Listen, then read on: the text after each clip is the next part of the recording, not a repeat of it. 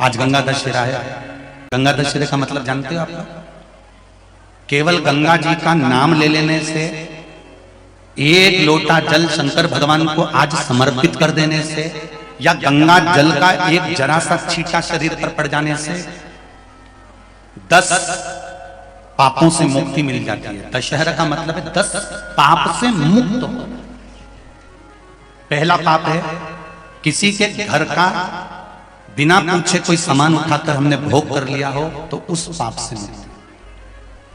गंगा दशहरे के 10 पाप से मुक्ति दिलाता है गंगा दशहरा। दूसरा, किसी ब्राह्मण किसी गुरुजन को मुख से अपशब्द कह दिया हो, तो आज ही का दिन है जिस दिन पाप कर्म से मुक्ति मिल जाती है।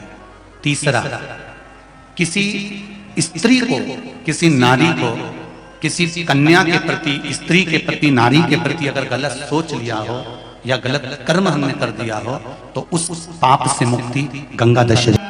रजस्वला स्त्री के हाथ का बना हुआ अगर हमने भोजन ग्रहण कर लिया है, तो आज गंगा दशहरे का दिन ही ऐसा रहता है जिस दिन उस पाप से हमें मुक्ति मिलती है। पांचवा, सूतक या सावड़ का भोजन या अन्न पानी ग्रहण कर ले, तो 5वें नंबर का गंगा दशहरे का वर्णन करता है कि 5वां पाप, इस पाप से भी लोगों को मुक्ति मिल जाती है।